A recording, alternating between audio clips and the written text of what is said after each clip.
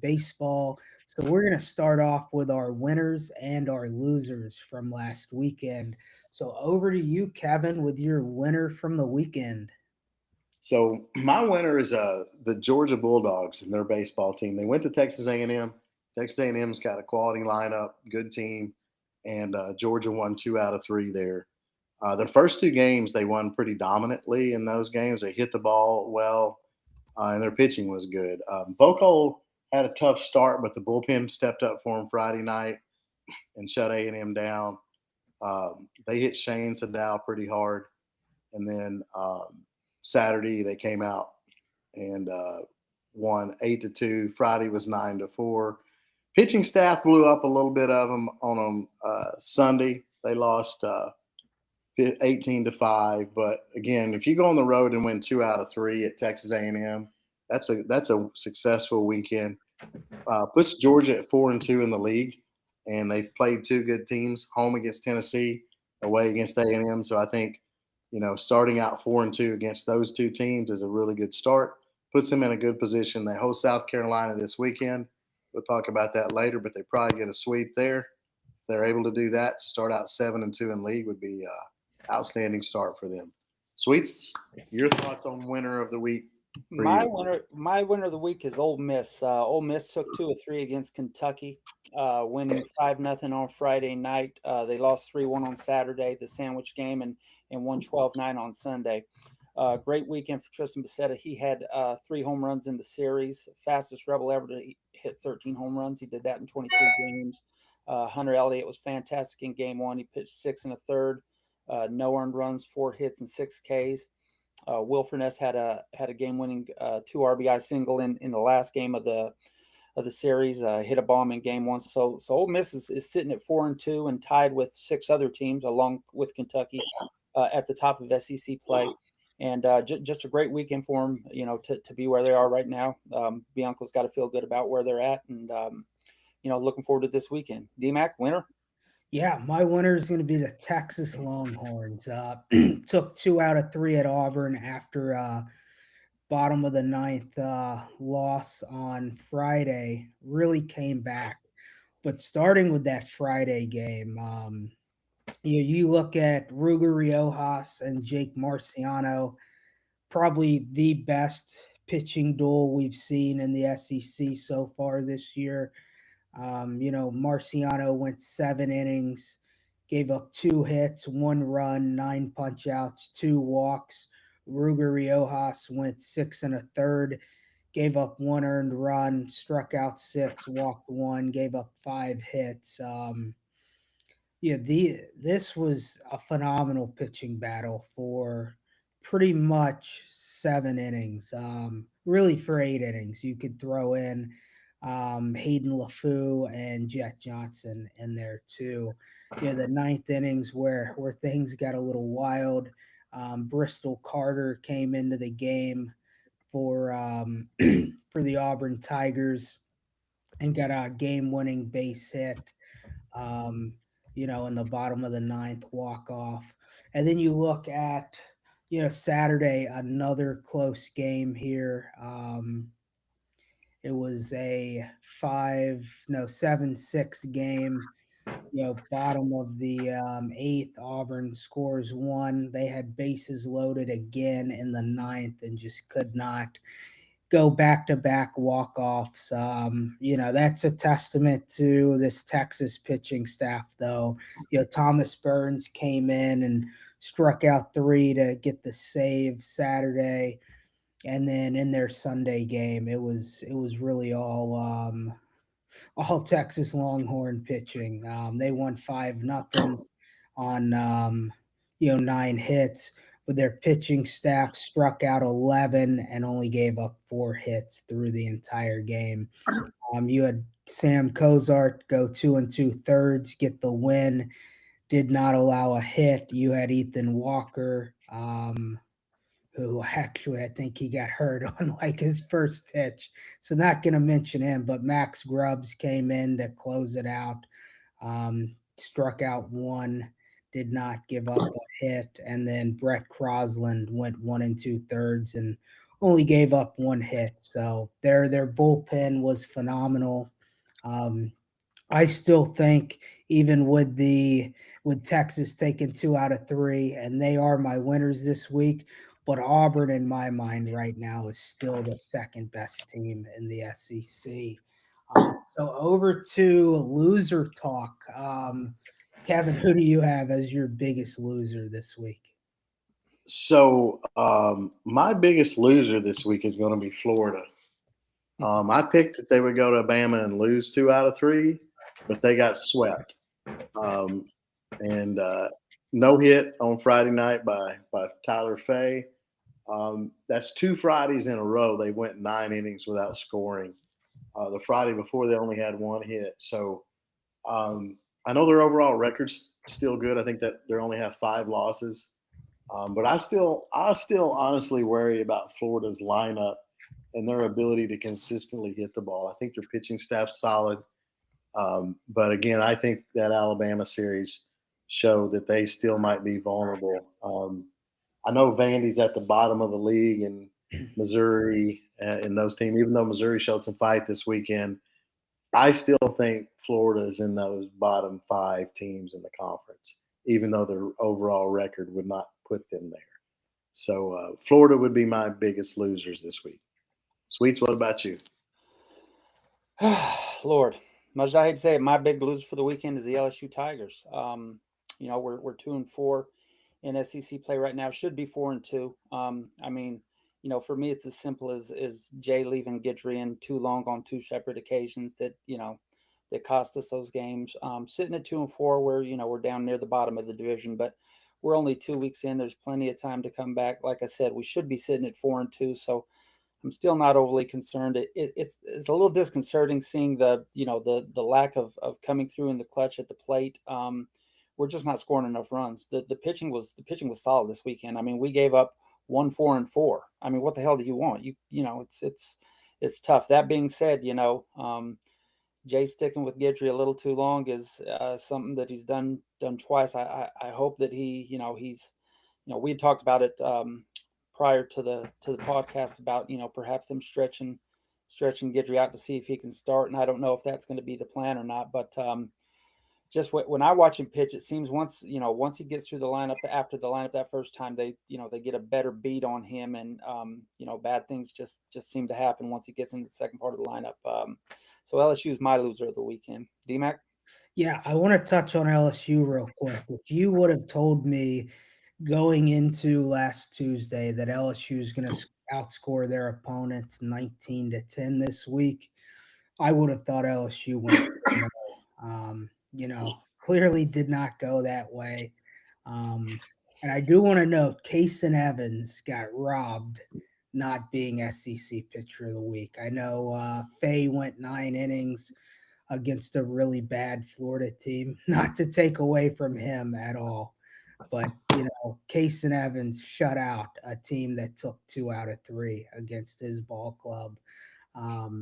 So off my soapbox and on to my biggest loser of the week. And I think, man, part of me wants to take A&M, but I'm going to take Vanderbilt here. Losing, getting swept by Mississippi State. Outscored 28-9.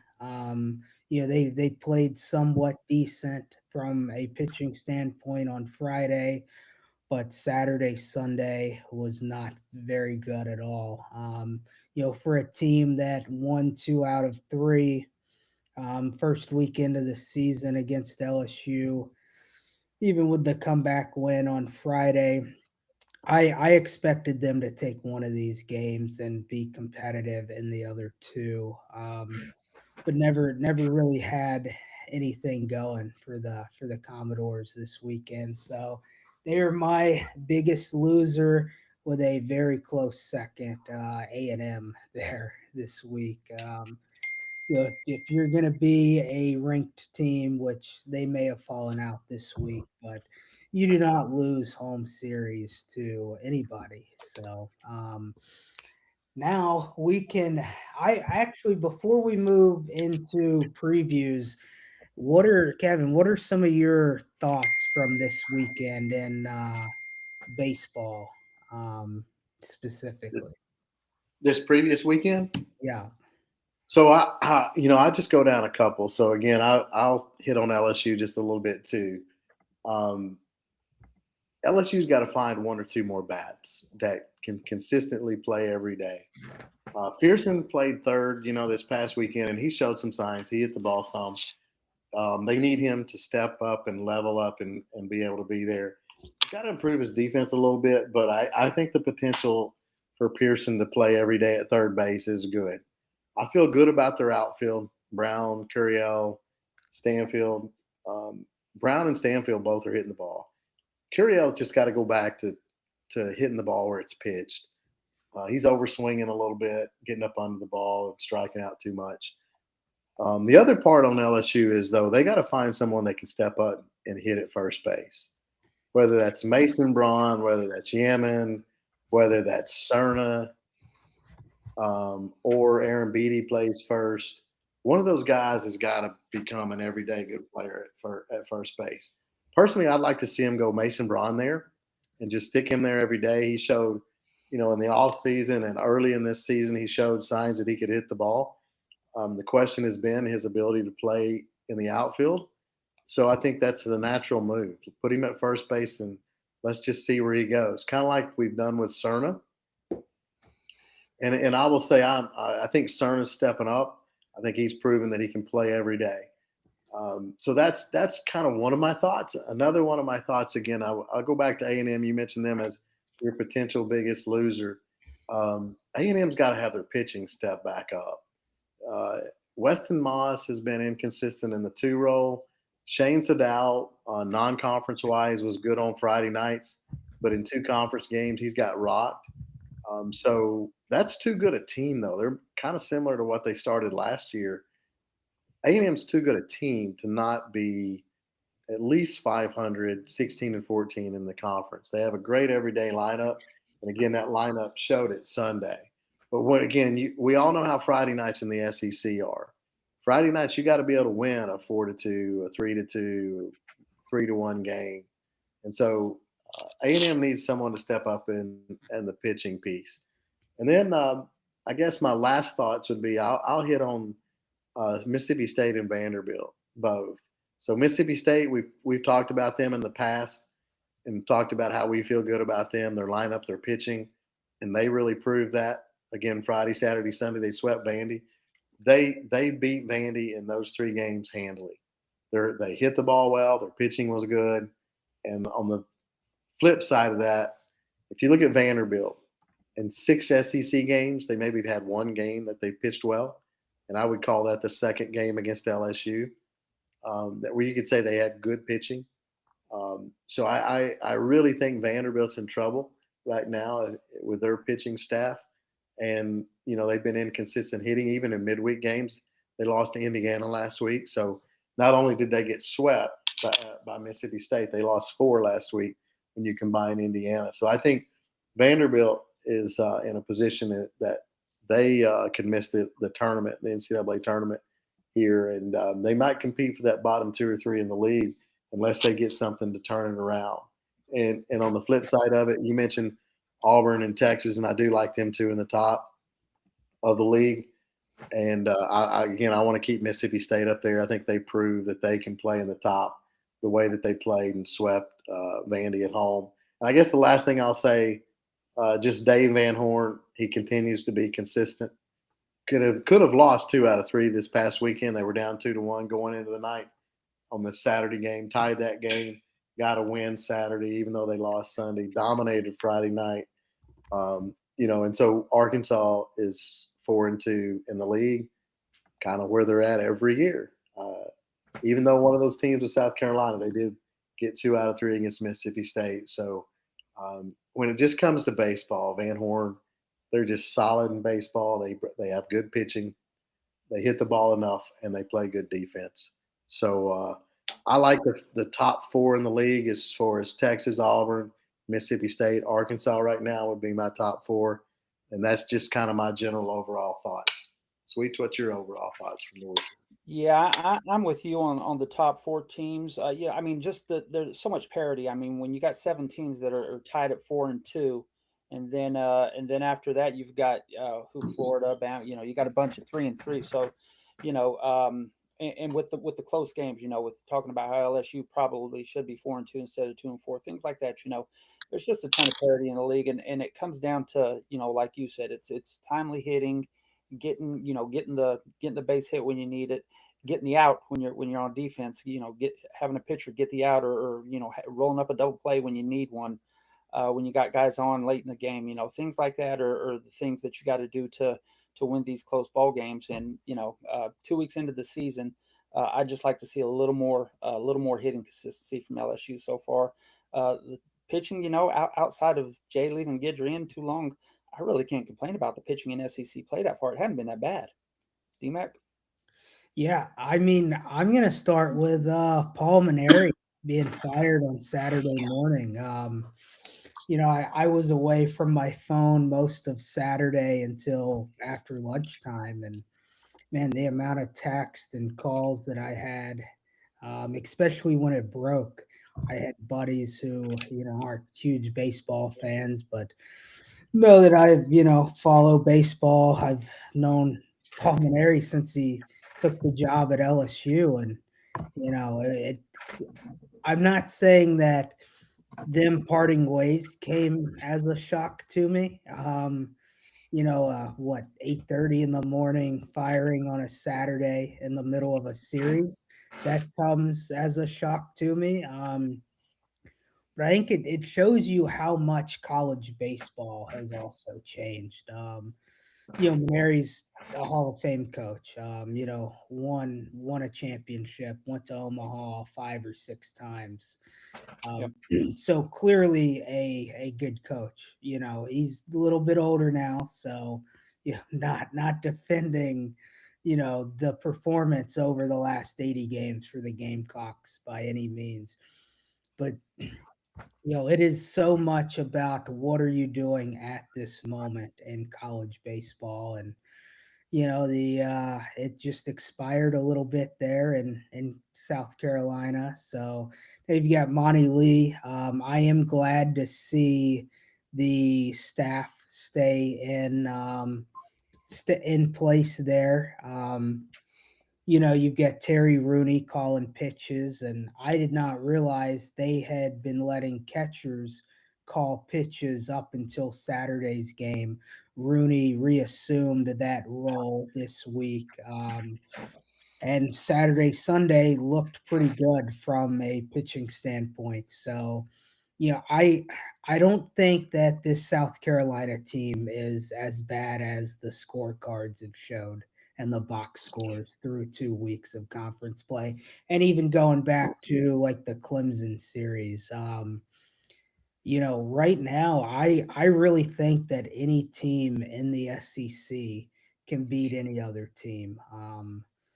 Now that does exclude like our top four. I've got faith in Texas, Auburn, um, Mississippi State, and Arkansas if they're playing Florida. Um, who is it? South Carolina, Missouri, or LSU at this moment in time. Yeah, just kind of a shock. You know, you don't see those types of decisions made often. This early into a baseball season. But you know, we'll see how the Gamecocks come alive. You know, you guys both touched on LSU. You know, bats definitely need to be better. From the Jay Johnson show last night, he did mention you know, Cooper Moore is going to be out probably 3 weeks. Looks like the timetable with William Patrick, the outfielder. He is going to start fielding some ground balls. You know, they say he's the best athlete on the team. And with LSU not hitting a lot of doubles, not hitting a lot of home runs this season, they're going to have to try to score runs in a different way. And I think Patrick really gives them an element on the base path. We've seen guys struggle at second and at third. Caraway, from a glove standpoint, I think has been really good.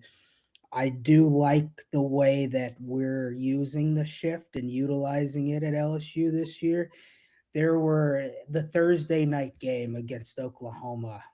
We had Pearson at third, Caraway at second, Milam at shortstop, and we moved Milam to second, Caraway kind of playing behind second base, had Pearson all by himself. Well, with two strikes, and I think it was Camden Johnson was up to bat, we moved Caraway back to third base, and they hit the ball right to third base. So I think from a defensive standpoint, when we have the shift on and we've got guys whose gloves may be a liability, we have done well putting them in the right position to make plays. But when they're up to bat, we've taken a lot of bad at bats this year, so definitely want to see that cleaned up. And I think it's going to come with some changes to the lineup, like you guys mentioned. Is a guy like Cerna ready to play more first base? Can Yaman play a little first base? Can William Patrick play a little infield? Can Aaron Beatty play a little first base?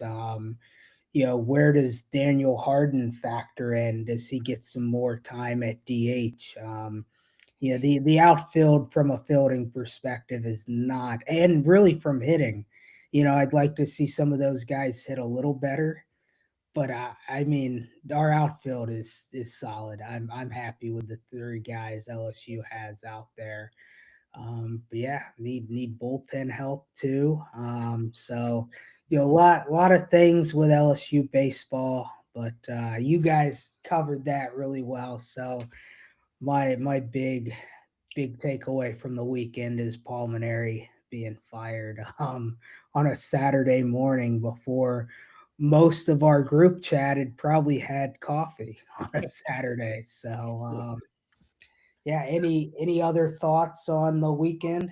Yeah, just to chime in on Coach Manier, you got all these people. Oh, the game passed him by, and this and that.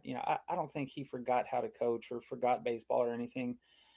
I do think though, when you get to a certain point in life, when you're older, and I mean, he's done what he's done in baseball. He doesn't, he can rest on his laurels. He's a Hall of Famer, and doesn't have to prove anything to anybody. But it just takes a different type of person to be to be older, and to have that drive and that that want to go out and put in the necessary work, the time to run a successful SEC baseball program. And I just don't know if he had enough gas in the tank to do it. But I wish him well in whatever he does.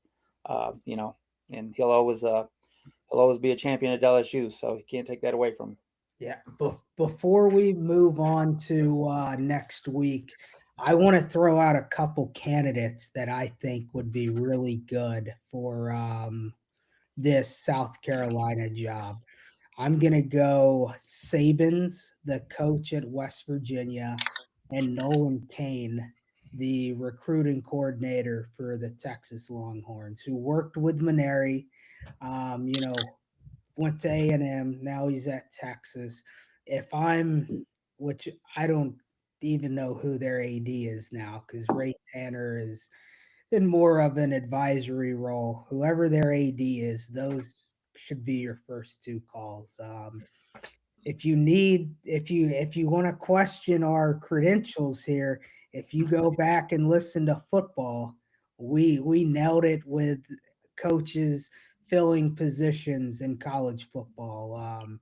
So those are my thoughts for who should be on that hot board immediately. I like the West Virginia coach that you mentioned. He's done well in the Big 12. I think he could be a good choice, and he's recruited well in that. One thing I want to add to with Maneri, I just think sometimes you step into a scenario that's tough. He went there and they were down, and he pretty much had to rebuild that team through the portal, and that's hard. I mean, people can say that the portal solves a lot of things, and it does. But I'm going to say when you have to pretty much redo your whole team through the portal, look, you can run into some stuff, and I almost think that this was more of a, if you go back to last year and you go into this year, I think Maneri was working. I think the effort was there, with what he was doing, and I think they have some good players this year. I just think there was a lot of frustration and on his part, and I think that was bleeding through to his staff. And I almost think that you can see in the way that South Carolina played the 2 games once he was, removed. They played better. The team played better, and I just think that they're a guy. When you get to that situation where there's a lot of frustration between the coach and the team, and they can't really align and bring energy to win, and I really think that's where this got down to. That game Friday, they got smoked. Didn't bring good energy. They got swept at Florida. Now the Friday night game, really good game. And I just think that was it. I just think that it was a tough rebuild. And South Carolina wanted something quicker. And I think, Maneri's just frustration with the overall situation. I just think it was just not a good mix from that. But that being said, I do like your choice for that West Virginia coach. He's done well for 4 or 5 years in the Big 12. I think that would be a good move. One other move that I think, and I don't think this will happen, because I think this team will do what they have to secure him. But Butch Thompson needs to go to a top 10 job, in my opinion. Auburn's going to do everything they can to keep him, and they might keep him long term. But again, I think he does a great job. I'm not saying South Carolina's a top 10 job, but they are known for their baseball. They've won a couple of College World Series in the last 20 years. If I'm them, I throw a bunch of money at Butch Thompson. That's just what I would do, because I have no doubt he would put their program in the top 4, 5, 6 in the SEC, which again, if you're in the top 4, 5, 6 in the SEC, you don't have a problem. We all kind of mentioned top 4 earlier. We didn't put Georgia in there. We didn't put Oklahoma in there. They could be the top 4. SEC always has 6, 7 teams that can go to the College World Series. I think Thompson could put South Carolina in that mix. Yeah, no, I agree. And, I like what you said about Maneri. I don't, there's no question to me that he worked. We had a football coach at LSU who probably didn't work enough. I don't think that was the case at all in Carolina. Things just sometimes don't work out. But I don't think that Maneri was skipping practice and meetings to go play golf or anything like that. It just there's times where you can work as hard as you can and you don't get the results that you or the administration wants, and things just dissolve peacefully. I think that's kind of what we have here. I would agree. I think another name to look at is Dan McDonnell from Louisville. He was there last time when they hired Maneri, and he's got ties to the state, and he's a good coach. He will be somebody who I think they talk to. I'd be surprised if they didn't. Yeah, the only name that I think goes wrong if they bring him in is a coach from Carolina, Kevin Chenault. Yeah, I absolutely do not want him in the SEC. I mean, it would be funny, but I think he's a good coach where he's at. But I think that there would be a big collapse if he moved up to the SEC. I don't think he's ready for that move. I think he'd bring those like Vitello vibes, he's not as good as Vitello. He thinks he is, but that cocksure, he just knows he's the man. I'd like to see him come to the SEC, and if he came to the SEC, you may get a Chenault boxing match against O'Sullivan at Florida, because those two guys do not like each other.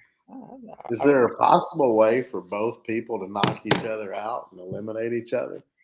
I would pay to I watch would, that. I would take that and that if those two, I just let them both go, and if they both end up, out for the count, I'm good. That'd be worth watching. So, a few rapid fire questions here.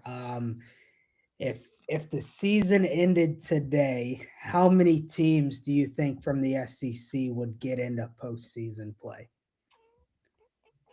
Ooh, so I mentioned six already with Arkansas, Mississippi State, Tennessee. Well, I didn't. I would add Tennessee, Georgia, Texas, Auburn. Tennessee would go. I don't know on Alabama yet. I would say if the season ended today, Florida would be in. I don't know where that's going to be in 3 weeks, but if it ended today, Florida would be in. I mentioned Oklahoma a minute ago. So with Florida and Tennessee, I'm up to 8. Kentucky absolutely in. That's 9. Ole Miss probably 10. So that leaves out would be Missouri, Vanderbilt, Alabama. Who else am I leaving out? A&M, LSU, and LSU, Carolina. A&M. I think if it ends today, I'm not sure LSU's in. I do think by the end of the season that they'll write some things, and I think they get in, and I think A&M writes some things and they get in. But if it ended today, I don't think I could put either one of those teams in. So Alabama would be a little closer. They're right there on the fence right now. So we said Missouri, Alabama, South Carolina, Oklahoma, or it's not Oklahoma, A&M, LSU. Who else am I leaving out? I think Carolina, Mizzou. Mizzou. Yeah. I think Alabama's close. Potential A&M and LSU. So I would go 10 teams for sure. And I do think you end up with 12 before the season's over. I think between Alabama, LSU, A&M, two of those three get in. That would be me. With how the season's going, you're looking at LSU and A&M potentially being 3 seeds in somebody's regional. Can you imagine drawing either of those teams as a 3 seed? You wouldn't want it. No, but it could happen. I think a dozen SEC teams get in. Yeah, and I honestly think there's the potential of 13. Yeah, I was gonna say 13 wouldn't be a total surprise if Vandy can, can get things going. I think the only ones I don't think Mizzou and South Carolina, I think those are the two that are just not going to make it. Everybody has a chance. And I think most of them will, obviously most of them are going to get in, but I can see 13. And I'm still not sold on Mizzou not getting in, even though they're 1-5. They've played some competitive baseball. Even with Auburn first weekend, a couple of those games were close. They're a team. I know we'll do our breakdowns on Sunday or on Thursday for this week, but they've got Texas A&M coming into town, to Columbia. So that's this Mizzou team is, for a team that may miss the tournament, I think they're the best potential miss of the tournament. And that's not saying if it comes down to it, you should put them in over somebody else. But if there's ever a bubble team where you look at an NIT style tournament for college baseball, Mizzou would be a really good team there. Mizzou had 3 really well pitched games this weekend. Their starters did not throw bad this weekend. McDavid didn't throw bad Saturday, and Kellen Brock only gave up, I think, 5 runs Sunday and had like 9 strikeouts. Went 6 or 7 innings. So, and Pimmet Hall got the win Friday. So they're definitely better. I just don't know if they'll get enough wins, but they're definitely better. I would take Missouri over Vanderbilt right now. Yeah. I think if you give a team a coaching addition A+ right now, that's got to be Mizzou with Drew Dickinson coming in to be pitching coach. Their team ERA is where are they? Team ERA 4.38. It's probably about a 4.8 in SEC play. Last year they finished around an 11 in SEC play. So, I don't see their staff just falling apart. They may finish around, a 5-4 to 6-1. We are still talking down 5 points from last season's team ERA. So, I think we're more balanced overall too in the SEC. You've got a I would bunch of agree with that. teams that are 4-2. Yeah, I don't know if anybody gets to 20 wins in conference play this year. 19 could potentially be your winner this year. I mean, I said there's a lot of parity. I mean, I said right now, I mean, it's meant out for there to be a bunch of 18-win teams, and it wouldn't surprise me to see, 7 or 8 teams with between 16 and 19 wins. Perhaps Texas is the only team that could get to 20. I wouldn't be surprised if everybody else is at 18 max. Yeah. You mentioned assistant coaches. Let me call one out that I think has done a really good job too. When we went into the season, well, after the first weekend, we knew Oklahoma was pretty good. But when we talked off the record, a few weeks before the season, we kind of had some doubt with them. Skip Johnson does a great job with their pitching staff. Jackson Willett's dad is their hitting coach, and they're hitting 316. And I think he's got to be given a lot of credit because when we talked off the record, that's where we didn't really feel good that they would hit the ball that well. But they certainly have. And again, they stepped up and got clutch hits this weekend against LSU and had some good at bats. And that being said, one of their best hitters had a bad weekend, which happens in baseball. Brendan Brock did not play well this past weekend, but yet they got clutch hits.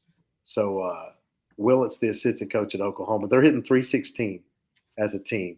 And if you would have asked me before the season, there's no way I would have predicted that lineup would be hitting over 300. But they are. So and again, I think it's time sometimes to talk assistant coaches. Auburn's pitching coach would be another one. But anyhow, just rattling there a little bit. But, Yeah, no, I completely agree. Sweets, any thoughts on assistant coaches? I've always thought highly of Scott Brown at Vanderbilt. He's their pitching coach. He's been there for about 15 years or so with Corbin. He's put a ton of guys into the big leagues. And another pitching coach who's done really well, you don't hear about a lot, is Corey Muscara at Wake Forest. We ran into some of those pitchers a few years ago in the College World Series, and they gave us all we wanted. Wake Forest has put out a lot of big league pitchers, and he's the guy responsible for that too. So those are a couple of pitching coaches that you don't hear about that maybe getting their shot sooner than later too. Everett Tiford is Auburn's pitching coach. To me, he's been outstanding this year. Yeah, I mean, I thought Jake Marciano had a chance to be good this year, but he's been pretty great through. He's maybe the best in the league.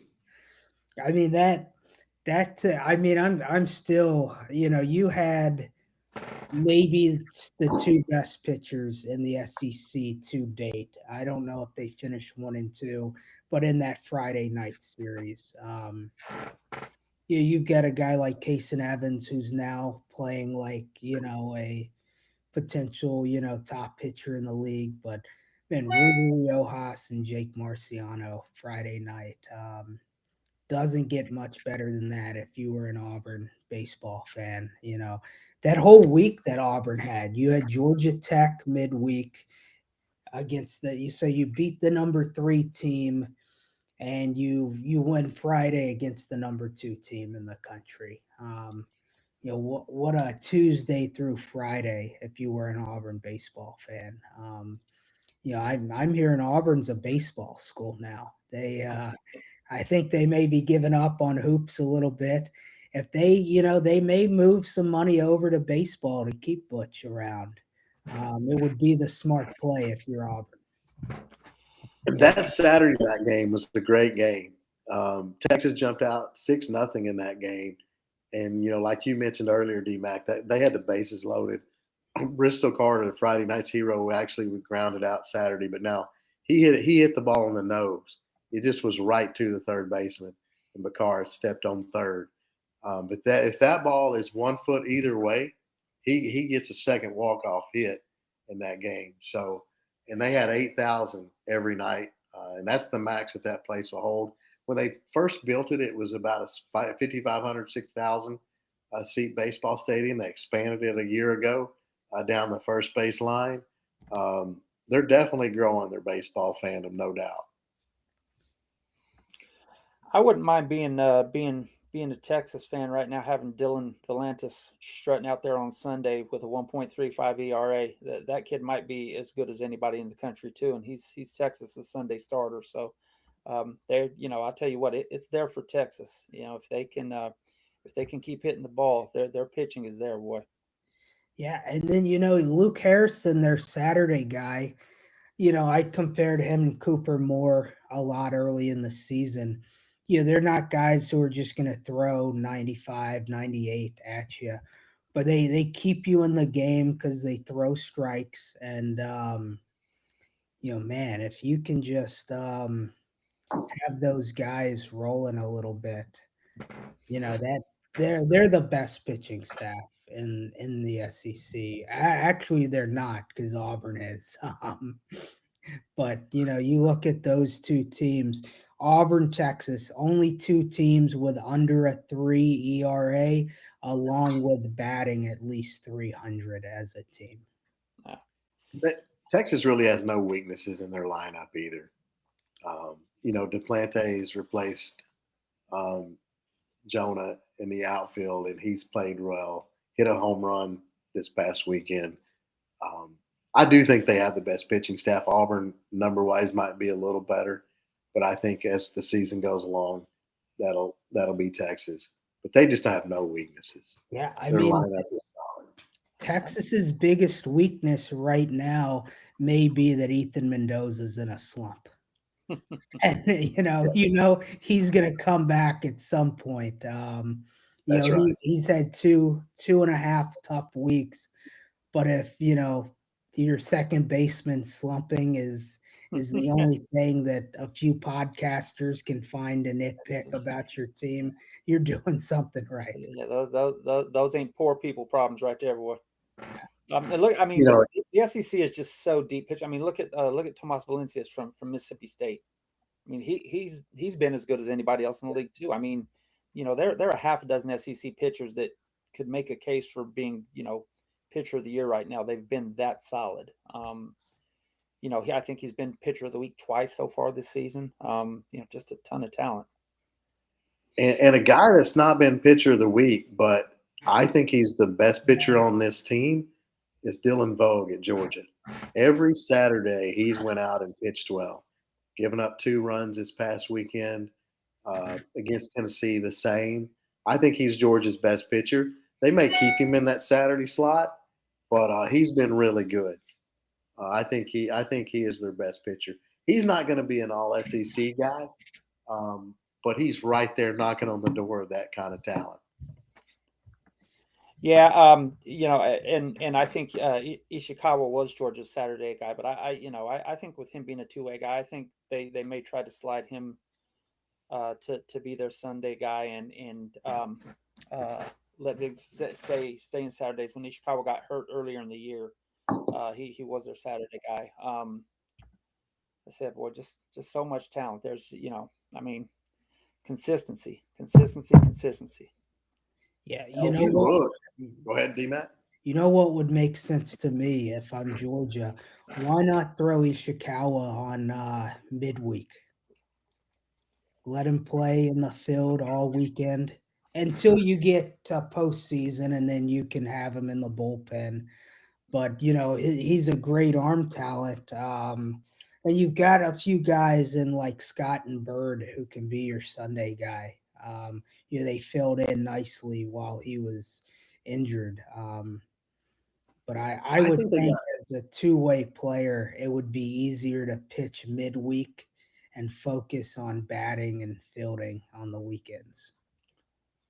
They definitely got to find a Sunday starter though. If you're just looking at Georgia, I like what they're doing, but they got to find a Sunday starter. But if you go on one more thought here, pitching.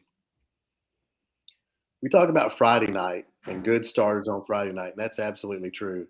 But think about the number two starters that we have in this league.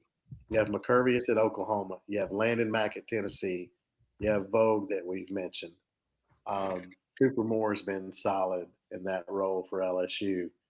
Um, Luke Harrison was really good this past weekend. There is a lot of Amp Hill's been good at South Carolina, pitched well against Arkansas. There's a lot of good number two guys in this league. If Cleaver gets past, whatever they're doing to hold him on his pitch count, if they ever let him pitch 6 innings, I think he could be a good two guy.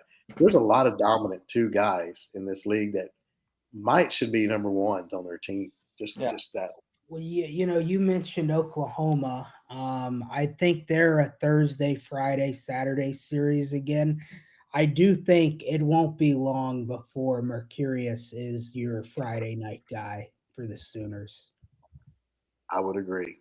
And I think Landon Mack should be the Friday night guy for Tennessee, whether that happens or not. Move Coons back to Saturday. That's just my opinion. Yeah, because I think I don't know how long Cam Johnson remains a starter for this Sooners team. His last 2 weekends have been tough to say the least. I pitched 3 innings with 12 walks, 3 2/3 with 12 walks in SEC play. A guy who I like a lot is Xavier Mercurius at Oklahoma. He came in relief last Thursday against LSU and was really good. He went, I think, 5 innings and struggled a little bit at the end there, but he gave them 4 2/3 really good innings. So another guy that I think if you're the Sooners, you've got options to replace a starting pitcher with your bullpen as quality as it's been so far this season. Yeah, gosh, looking at Texas's starting pitchers, I mean, they've got three. They got three starting. Yeah, they got three aces. I mean, they're all the three of those guys are the number ones for 80% of the teams in the country. Easy. Yeah, Harrison was their Friday guy last year. Yeah. And Velazquez is probably their best pitcher. Yeah, and he's their Sunday guy. So you're 100% right. They got three Friday dudes. I wish there was a Texas LSU series to watch Schmidt and Volantis pitch against each other on Sunday. That would be a fun one to watch. Yeah. But you're certainly right. Texas has three dudes that could be Friday night guys. Well, any last minute baseball thoughts before we call it a night? I just think it's interesting. You're starting to see some teams emerge. We've talked about them. Again, SEC baseball is deep. We said it at the beginning of the season that there's very little difference in this league between number 10 and number 4. And that's still certainly true today. I think, the top 6 have definitely kind of established themselves. But I think you got some other teams knocking right there on the door. And I agree with Sweets. LSU's not out of this. They certainly got to start. They got to pick it up. But, again, it's going to be fun to watch the next 4 to 5 weeks as this thing continues to roll out. I think we will see some movement in that top 6 as to who's the top 4 and maybe even top, 10 into that. So it's a great league. Yeah, I'm with you. I just think that at the end of the day, LSU's just got to get a little more consistency at the plate. We've talked about their weaknesses. It's been noted now.